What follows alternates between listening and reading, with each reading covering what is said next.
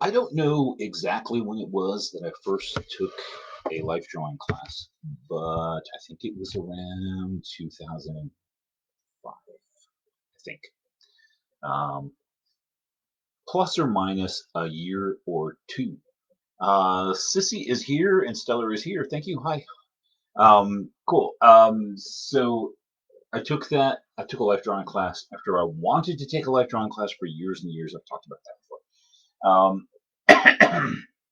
And one of the things that I learned right away, the teacher taught us how to use charcoal, and he put us through a couple of exercises before we ever got around to seeing a model at all, or drawing a figure. He just had us do some exercises, and I don't remember what all the exercises were that he had us do. But and you're on time. That's good. So he had us do some things such as drawing out these little squares on a piece of paper. And by the way, I drew those really sloppy. He wouldn't settle for that. He wanted us to draw them very neatly.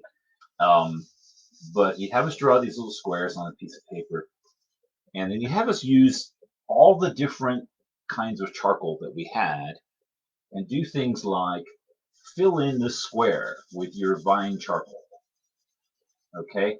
And we'd fill it very neatly and maybe go back over it a few times. Just try to really get it a solid coverage, okay? And then you go get one of your pencils and fill it in with the pencil instead of the vine charcoal and compare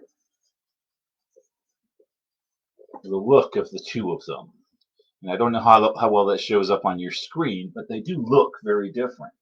And then, we'd say, okay, well, you got some compressed charcoal. So try that, a stick. Um, that looks different. Um, that's very that's very smooth. That's dark but kind of sparkly, and this is sort of a mid-tone. Okay, and then he would have you do things like take a paper towel and smudge it and see what happens when you smudge it. Vine charcoal practically all wipes off. The other charcoals become smooth, but they're more likely to darken than they are to get lighter, because you're just basically filling in all the little spaces where the paper was maybe peeking through. And then let's see something else. Maybe he would have you do a gradient. So start really dark over here, and then do a slow fade, until you could vary your textures and stuff like that. And see what happens when you wipe it with your finger. Does that change anything? How does this chunk of kneaded eraser change all of those? And just study what changed, what was different about the color, the lightness, the darkness. How much did this take away? And then try things like take your white chalk and say, what does it do as you go over this thing with the white chalk? How does it transform that material as opposed to how it transforms this material as opposed to this one? And he would just have you try all those different things and see what you could get. And another one, of course, is to just try to do that gradient, but just try to do it with lines instead of big smudges, right? So that sort of thing. So we did a bunch of those. We did pages of this sort of thing, and other things he would have us do is he'd say, okay, take this charcoal and try to lay it down on its side and do some calligraphy, not as in doing lettering, but like lift up onto the point where there's just a thin line and then lay it down so you got your thick and your thin. and kind of learn to control that, and just do that. Just do it over and over and fill pages um, with that. It's one of the beauties of using newsprint because it's cheap as hell, and you don't worry about wasting materials all that much with this. Although it's not a bad idea to try all these exercises on different kinds of paper as well, because it will behave differently. And so these were things that he taught us to do, and I really, it was worth the whole class actually for those first few days, as he taught us what was going to happen uh, when you did this sort of thing, how it was going to change, what kind of effects you're going to get. So I would encourage you, if you're trying to do charcoal, um, yeah, I've had other teachers who were fine teachers in many ways, but they would just have us come in first day of class, sit down with blank paper, sometimes expensive paper, expensive pencils and everything, and then a model sits down, okay, draw, and it's just like, I've never handled a charcoal before, and some people are busting the charcoal, and everything, because you can't press on it like you can with other kinds of pencils and pens and other things that we're all used to. So, and John says, I remember that from two-dimensional design class. Yeah, I never took anything like that, nothing. So that I took that life drawing class. The following semester, I took an oil painting class and the second life drawing. And then the following semester, I took the second oil painting class. And 10 years later or something, I took an intro to computer graphics class or something. That's all the education I have in my entire existence. So, but I highly, highly, highly recommend this. I'm not going to waste a bunch of time uh, doing more, but that is a extremely valuable exercise, and I realize I've never mentioned any of that. And it's really, I think it's a disservice to take a bunch of people who've never handled charcoal before and make them just go try to draw with it without actually teaching them how to handle the materials. And so those first few days of doing that were actually extremely valuable, I thought. And I've heard other teachers go, oh, he claims to teach a life drawing class and all you do is sit and color little squares. That's not life drawing. Whatever. I got a lot out of it. I thought it was really good. And so I'm going to come back to what we were doing yesterday. And hopefully I'll do something more clever with it now. We'll see. We'll see. So, yeah, so, sometimes I'll kind of instinctively grab this particular chalk as opposed to a dozen other ones that are sitting down here in my tray, and it doesn't occur to me to explain what I just picked up or why I just picked that up.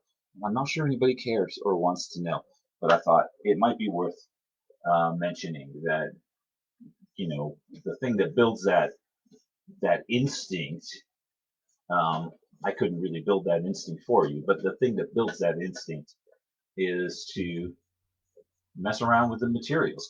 Get yourself some, and get yourself some cheap paper and go over it. And before I get off the topic of cheap paper, go to Walgreens or CVS or something, to the school aisle, and buy a pad of drawing paper from there, because sometimes for like $3 from a grocery store or a drugstore, you can get a really nice pad of paper that you can do some pretty good work with, and it's better than newsprint. But you can still just cut loose and trash the whole thing, and just mess with it, mess with materials, and throw paint on it, and just see what it'll do. and it was $3. I mean, you spent more on your sandwich. So John says all she needs is a hat to go with the boots. Okay, well then, there you go, and we're all done, right? So maybe, yeah, maybe. I don't draw many hats. I don't. Maybe that's a failing of mine. Don't really draw that many people wearing hats. And I assume it's a sunny place where they live. They don't wear a lot of clothes. Maybe it's cloudy all the time. She lives in Portland. Don't they have like public nudity in Portland? Um,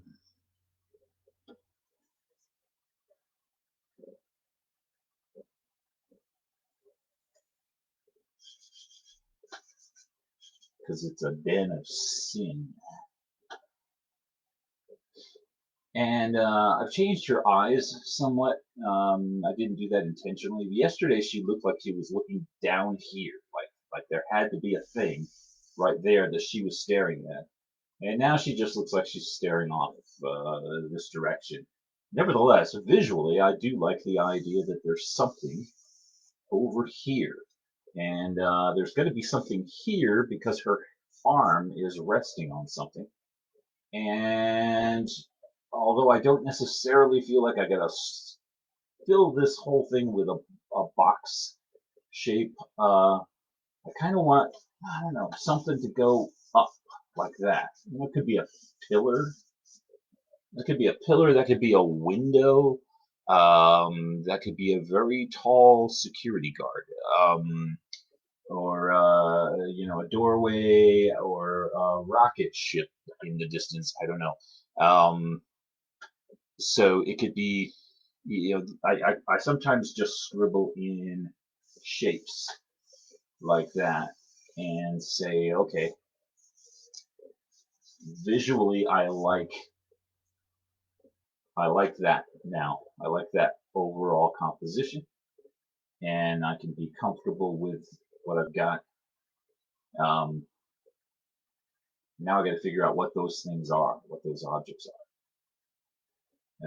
So do the easy one first.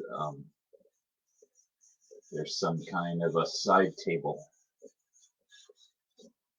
Yeah, she's got a side table. She put her hand on it. It's got some decorative ironwork legs on it. Sounds good.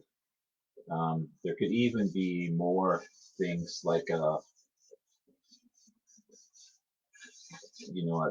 firebox, a brazier type of deal there.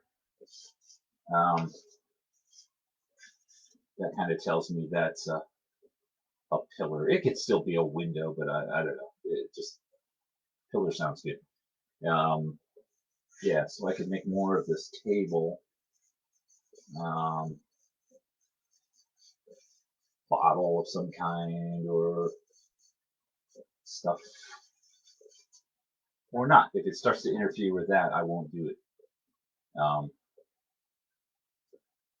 Then this could be a penguin, or it could be, I don't know, be something. It could be really something. I shared another picture on a whole bunch of groups this morning. You've seen it before. There's a girl kind of standing like this, and she's got the loincloth and the breast cups and a bunch of little aliens surrounding her down below. And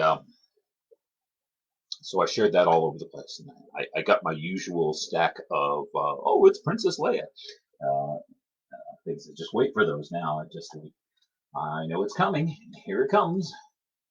I drew the brass bikini, so it's Princess Leia.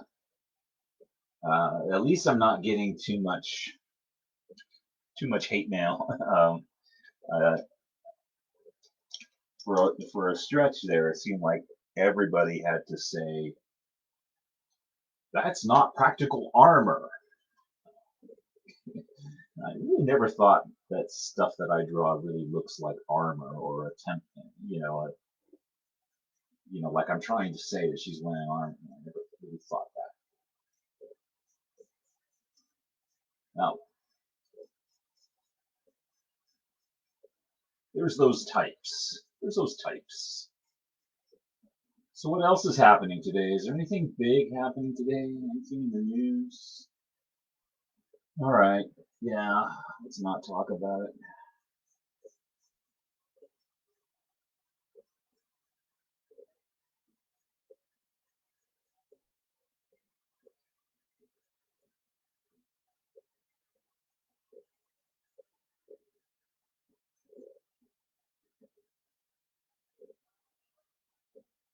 If for some reason you have not gone out and voted yet, turn off your damn computer and go vote.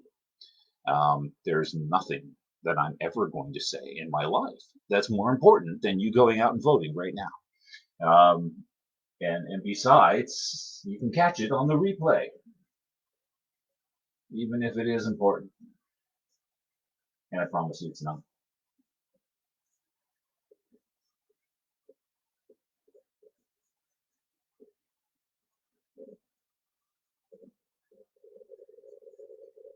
I won't tell you who to vote for, but do go vote.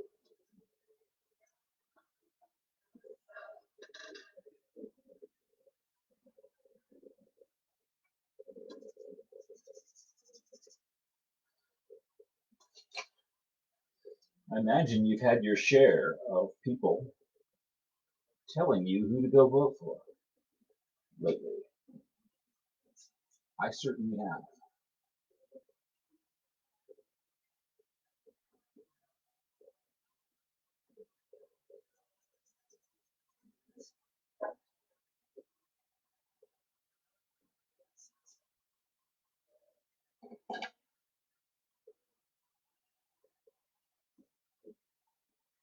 I voted weeks ago, and there's a little button that keeps this little thing that keeps popping up on Facebook. Um, you can press to say I voted, and I kept not doing it because it kept appearing to me that um, that it was going to present it as Gilead voted right now because we told him to, kind of thing. And I was like, I didn't want it to look like that. Nothing happening today. That's good. That's good to know. And Sharon says she got her antibiotics finally. Yeah, it's scary that it took that long. Um, and Sissy said she says she tore apart an old armoire that you hated. Okay. Um, I read that as an armory the first time through. You tore apart an armory. That is a lot of frustration when you go and tear apart an armory. Um, an armoire. How could you hate an armoire so much that you tear it apart? Did you keep all the pieces to paint on? Because that's what I would do.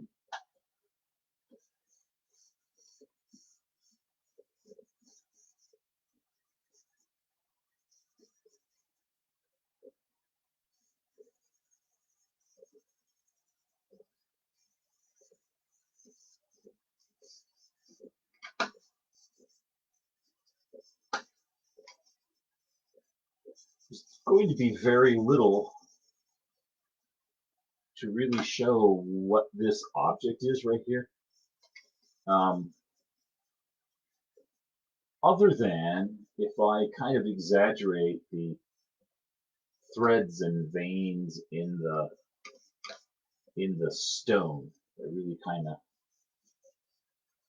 accentuate that, and maybe even draw some sort of pebbly looking shapes in there, that kind of thing. I like the fact that the veins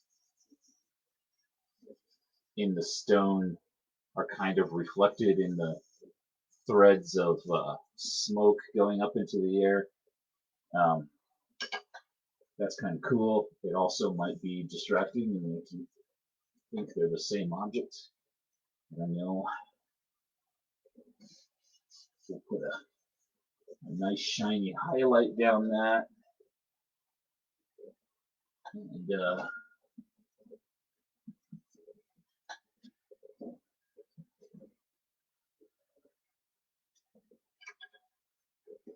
we'll make this appear nice and bright, like it's got a fire burning in it.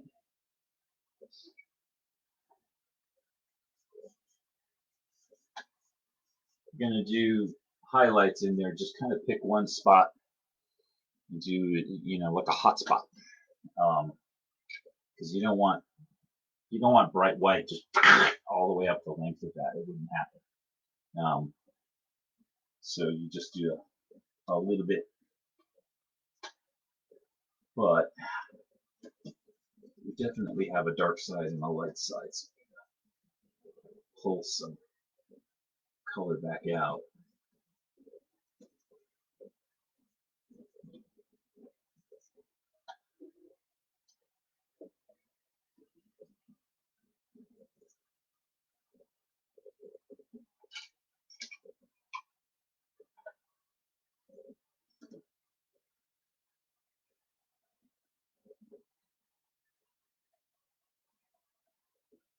Using an eraser to pull some spots. I don't know if they're gems or just bumps in the metal. It could be just kind of embossed metal, something like that.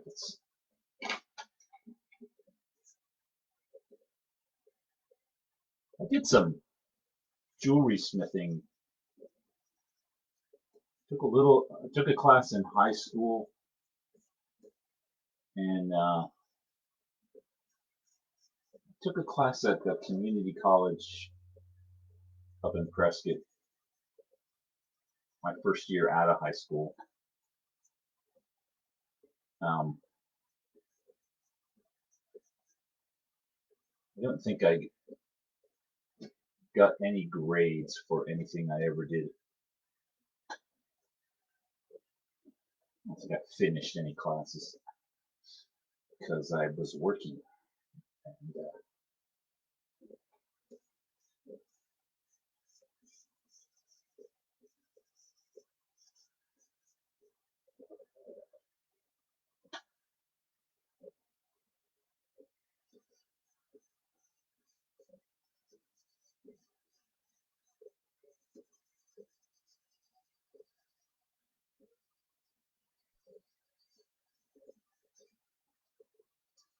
just got our lunch sitting on the table right there, and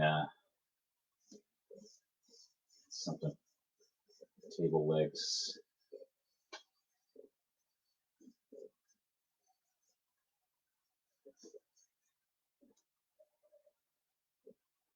Okay.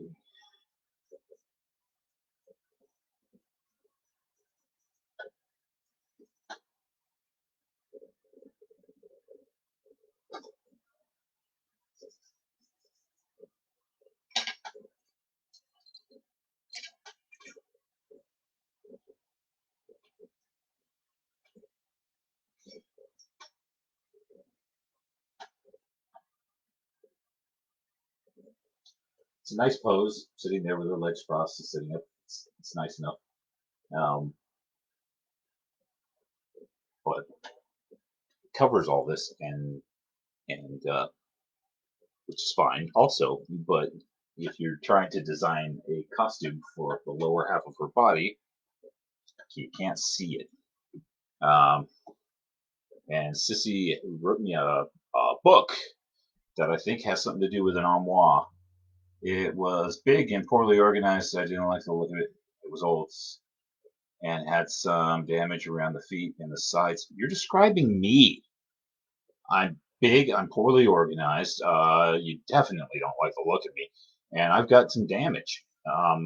Yeah, Jesus, you're going to tear me apart. And just like not your thing. Okay, we're planning to reuse some of the wood and turn it into Seymour. Seymour, smaller shelves. All right, sweet, sweet. Repurpose and reuse. That's good. Um,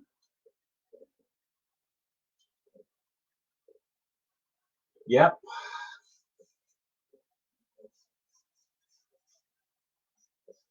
I'm just gonna go completely crazy and get this girl a bikini top. Just crazy, crazy stuff. And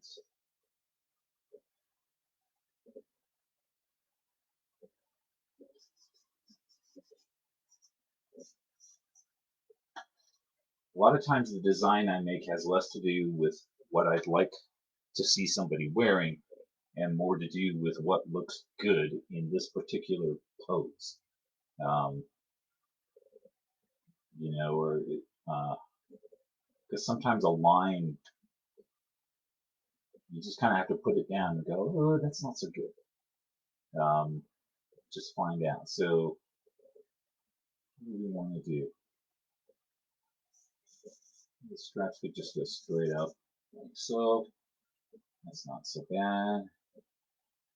It's not terribly interesting, but it's not bad. Um,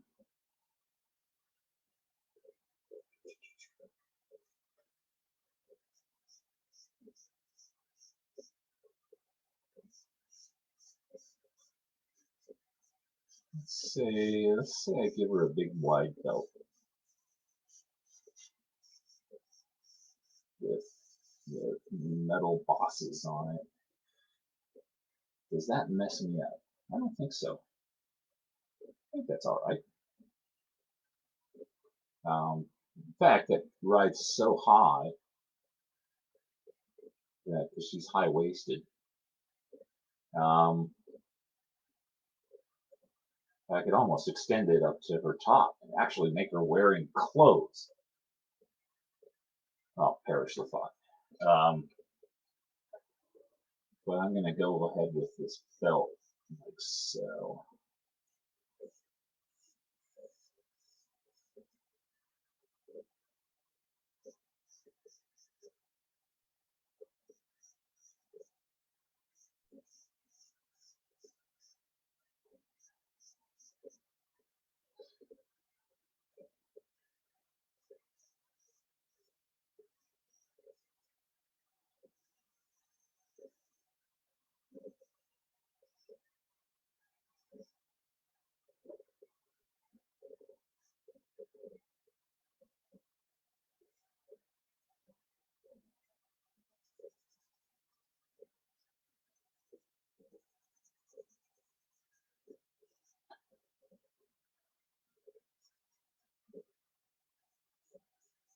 Wait, it's a metal bikini? I'll jump back. This is new territory here.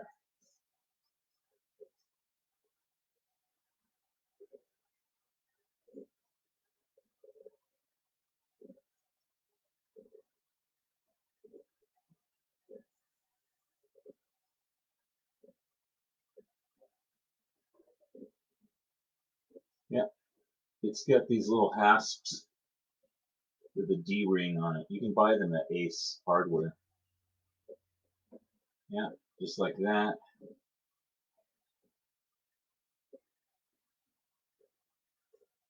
That was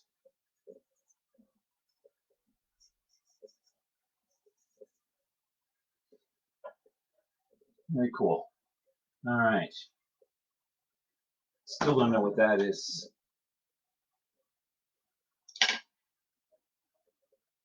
There's a lot of charcoal on this sheet of paper, and I normally don't mind, but I've been preparing my little book, preparing files for the little book, and the book is going to print in black and white because I don't have the budget to make it print in color, and so I converted all these files to black and white. and and then it's like, okay, some of that's got to clean up, digitally clean up, in Photoshop and stuff like that. Oh dear, that turns it into a whole other thing. Um, trying to get the murk out of it. So I don't know. They're murky drawings. I don't really want to change them to the point that they're, that I'm altering what they really do look like, because they're murky drawings. There's no doubt about it.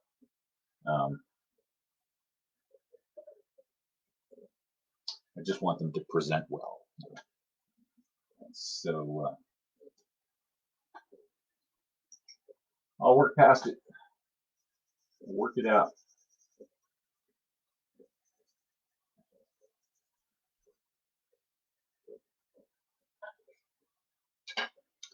What I'm trying not to do is go, oh, that's an obstacle, screw it.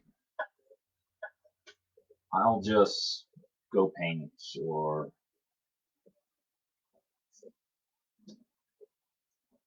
go do something else.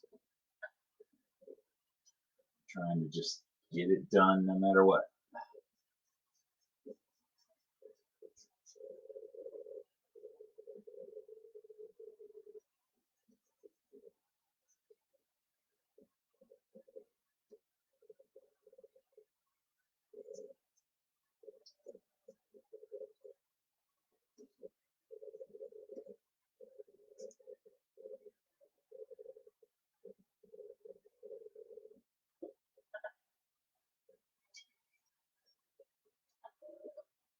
She needs a weapon hanging down there.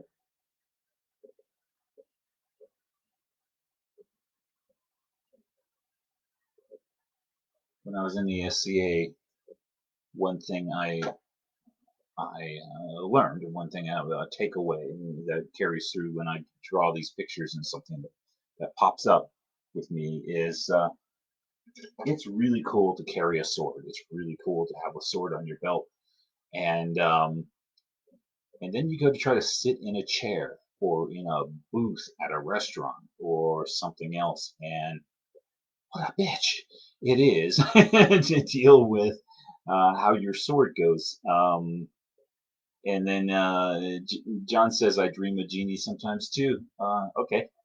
Yeah, she looks, yeah, I can see that. And Sissy says, a dragon head because she's so badass she killed a dragon. So you want this to be a big old dragon? That's a big dragon. But yeah, we could do that. We could do something. And I like it. I kind of like that. So figuring out how the sword hangs in such a way that it's possible to even sit in this chair and not have it, jamming you in the armpit or something. Um, but I'm reminded of a story.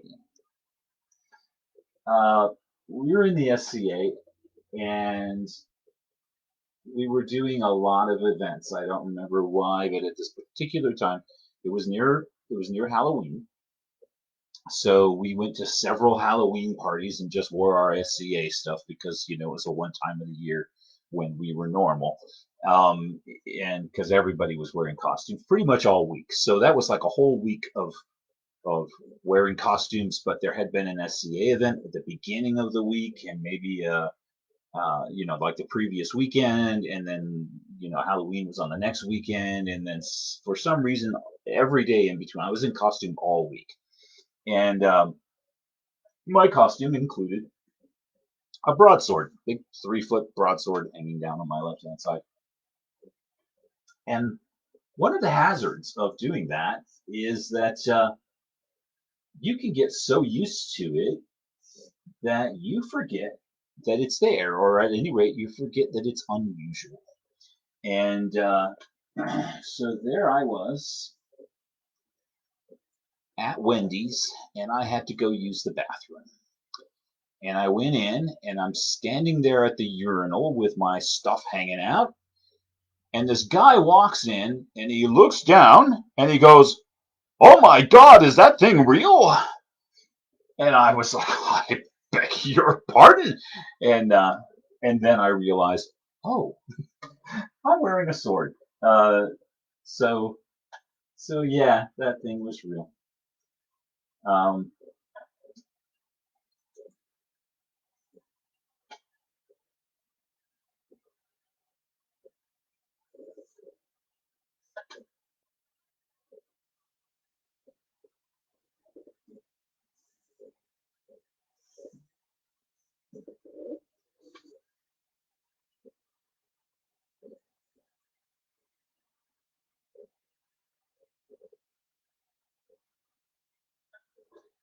it is, of course, a question I'm asked frequently.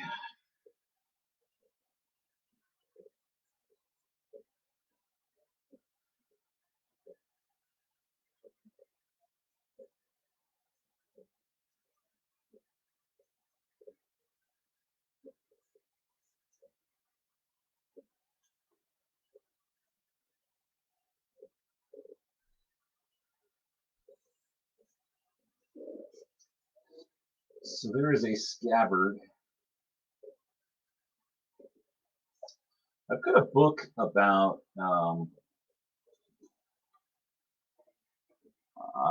military uniforms of the Revolution, no, not the Revolution, the Civil War.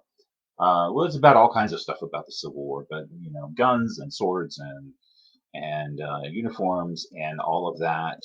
And oh, you like that one, huh? And there's a lot of pictures of a sword in a scabbard, and sometimes there's pictures of a sword in a scabbard and the little belt that goes with it. And then there's a picture, a drawing or painting of a guy standing, sometimes even a photograph of a guy standing there, and you can tell there's a sword hanging over there somewhere.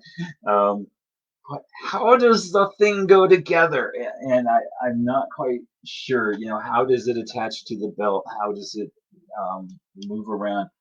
But I've got a design I frequently use is two straps that attach to a belt around the waist. Um, and sometimes there were various designs. But one of the things that seems to have been common was that this back one, uh, you know, this front one clipped kind of permanently, I guess, onto this ring, and then there was another ring back here on the scabbard, and the the strap back here had a hook on it. So you got your scabbard and a ring and some kind of clip going off like that. And then you get another ring back here, and there'd be a hook on it like that, and then that strap. And I believe the idea was when you want it dangling kind of horizontally, um, then you hook both of them. And then if you need to do something like sit down, or if you're in a crowd where that thing's going to poke people, then you unhook it in the back and it would just dangle straight down. Um, I believe that's the idea, but I don't know. Believe it or not, and you won't believe this, but believe it or not, I'm not that old, and I don't know that from personal experience. Um, I didn't fight in the Civil War on either side. And so, yeah,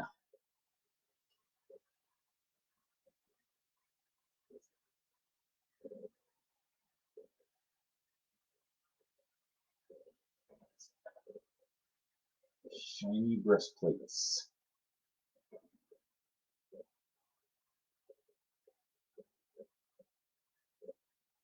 even if I make that into a dragon head, I'm still not quite sure how I want to go about it. And